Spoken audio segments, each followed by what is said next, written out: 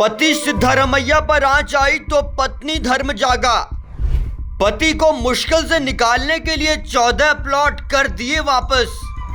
कैसे कम होंगी कर्नाटक के सीएम सिद्धारमैया की मुश्किलें। मुदा कथित जमीन घोटाला मामले में कर्नाटक के मुख्यमंत्री सिद्धारमैया की मुश्किलें कम होने का नाम नहीं ले रही हैं। पिछले हफ्ते अदालत ने सिद्धारमैया के खिलाफ जांच के आदेश दिए थे, जिसके बाद ईडी ने उनके खिलाफ केस दर्ज कर लिया है। इस पूरे मामले में परिवार का कनेक्शन भी सामने आया है। उनकी पत्नी पार्वती, साले मल्लिकार्जुन स्वामी और देवराजू, जिनसे स्वामी ने जमीन खरीदी और अपनी बहन पार्वती को उपहार में दी, इन सभी का नाम इस केस में शामिल हो गया है। सीएम सिद्धारमैया की पत्नी पार्वती ने मुदा यानी मैसूर शहरी विकास प्राधिकरण को चिट्ठी लिखकर 14 प्लॉट वापस करने की पेशकश की।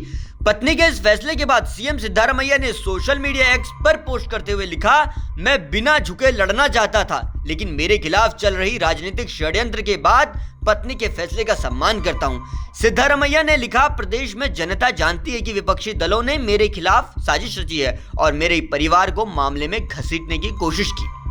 सिद्धारमैया की पत्नी पार्वती की मुदा को लिखी चिट्ठी जब सोशल मीडिया पर आई तो विपक्षी दल सिद्धारमैया पर हमलावर हो गए। बीजेपी के नेता शहजाद पूनावाला कह रहे हैं सिद्धारमैया को इस्तीफे का लेटर लिखना चाहिए। सुनिए। सिद्धारमैया जी की पत्नी ने अभी पत्र लिखा है।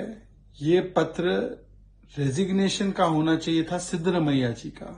रेजिग्नेशन लेटर लिखने के बदले रिडेम्पशन पत्र लिखा जा रहा है, रिडेम्पशन लेटर लिखा जा रहा है। इन्वेस्टिगेशन से बचने के लिए रिडेम्पशन लेटर नहीं चलेगा, क्योंकि आपने करप्शन किया है, ये बात स्थापित हो चुकी है। कुछ गलत नहीं किया तो क्यों रिटर्न किया जा रहा है, और वो भी अब जब हाईकोर्ट का आदेश आया, स्पेशल कोर्ट का आदेश आया, एफआईआर दर्ज हो गई, अक्यूज नंबर 1 अक्यूज नंबर 2 बन गए, ईडी का केस शुरू हो गया। इस्तीफा देने की बारी है, रेजिग्नेशन लेटर देना है। ये लेटर से कुछ नहीं होगा। बीते दिनों कर्नाटक के राज्यपाल थावरचंद गहलोत ने सिद्धारमैया को मुदा जमीन की गड़बड़ी को लेकर कारण बताओ नोटिस जारी किया था और मुकदमा चलाने की मंजूरी दी।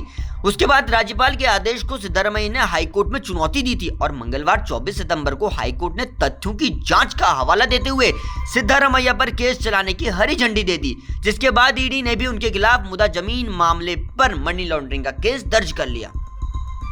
एक नजर पूरे मामले को समझिए। मुदा मैसूर शहरी विकास प्राधिकरण ने 1992 में रिहायशी इलाका बसाने के लिए किसानों से जमीन ली थी, लेकिन कुछ समय बाद यानी साल 1998 में जमीन का कुछ हिस्सा किसानों को वापस कर दिया गया था। इसी हिस्से में से 2004 में 3.16 एकड़ जमीन सिद्धारमैया की पत्नी पार्वती ने खरीद ली।